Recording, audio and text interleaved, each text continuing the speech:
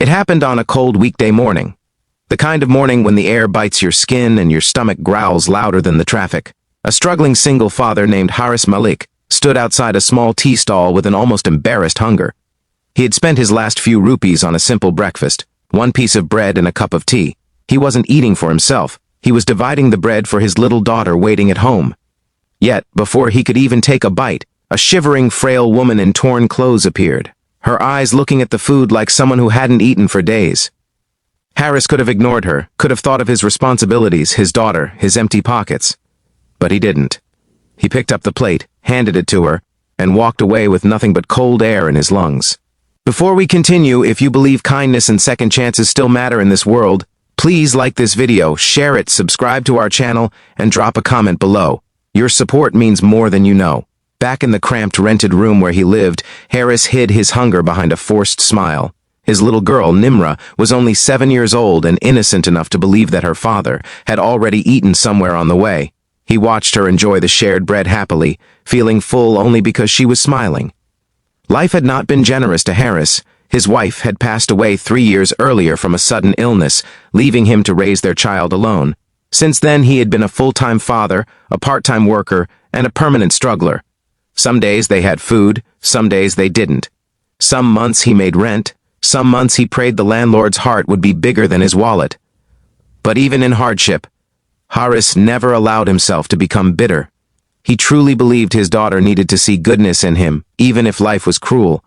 He hoped that one day she would carry that goodness into a better world than the one he lived in.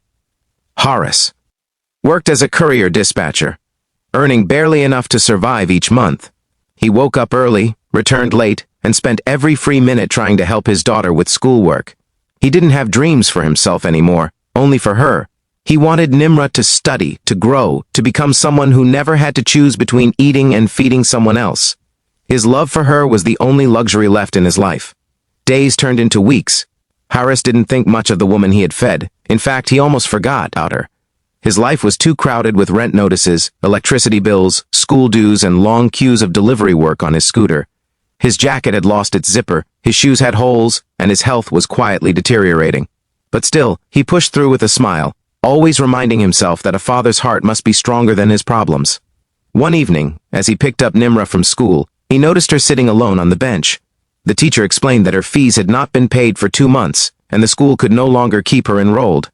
Haris felt as though someone had ripped the air out of his chest. Education was the one thing he refused to let go of, no matter how poor he was. He pleaded for time, but the teacher explained it was school policy. Haris held his daughter's hand, promising her silently that he would fix it somehow, but he didn't know how. That night, while Nimra slept peacefully beside him, Haris sat awake, tears quietly running down his face, wondering where kindness had gone for him. The next morning began like any other.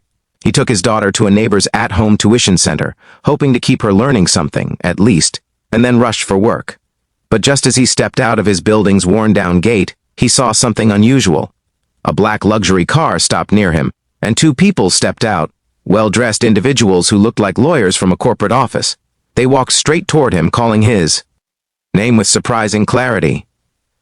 Haris Malik? He froze in confusion. The neighbor stared, thinking perhaps he was in some kind of trouble. Haris nodded nervously. The lawyers introduced themselves, explaining that they represented a client, someone Haris had helped unknowingly. They said their client was hospitalized at the time and had now recovered after weeks of medical care.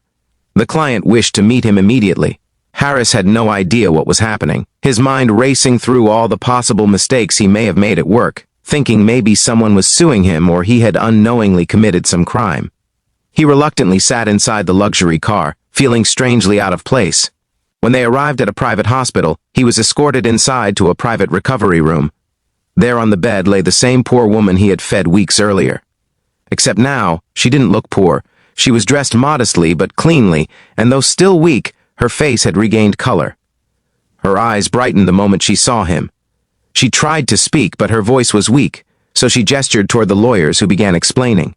They told Haris that the woman was not an ordinary beggar. She had owned a textile business years ago but had been destroyed financially by legal manipulation and an unfair business takeover.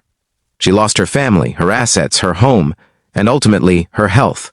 She had endured months of starvation, living on the streets where no one cared enough to even offer her water. Only one person had treated her with dignity. Not because he had much, but because he cared. Heiress. They explained that she had regained partial control of her old company after a lawsuit was recently settled. Her legal team had been searching for him ever since she regained consciousness in the hospital, remembering clearly the man who fed her when he himself looked hungry. In a shaky, sincere voice, she said that a person who gives while having nothing is the richest human being alive. Then came the moment that changed everything. She asked her lawyers to hand Harris a thick folder. Inside were documents stating that she had decided to give him and his daughter a permanent share in her company, enough to secure their future forever. She also arranged for his daughter's full education, promising she would never again be deprived of learning. Harris couldn't hold his tears. All his sacrifices, all his silent hunger, all his lonely struggles suddenly turned into something beautiful. He had given a single breakfast away, and in return, life had handed him dignity, security, and hope. He grasped his daughter's future in his trembling hands, unable to believe how fate had shifted in one moment. Kindness, which he gave without expecting anything, had returned to him multiplied beyond imagination. He stepped out of the hospital later, with a heart bursting from gratitude, carrying documents that would forever change his life. The world outside looked different to him, not because it had changed, but because his pain had finally found meaning. That evening, he picked up Nimra from home tuition, hugged her longer than usual, and told her she would grow up to do something great, not just for herself, but for others. Weeks later, Harris began working in the textile company, learning management step by step. His daughter started at a new school, her fees fully covered. The woman he helped continued her recovery and treated him like family. Harris didn't suddenly become rich overnight, but he became surrounded by respect, opportunity, and stability, things he had never imagined for himself. And he never forgot the hunger he had endured, or the people out there who still tasted it every day. He started a small charity effort inside the company, ensuring that no employee or passerby near the factory would sleep hungry. He made sure kindness circulated in the system, not just profits. If this story touched your heart, please like, comment, share, and subscribe. Let's spread stories that remind us how powerful simple kindness can be.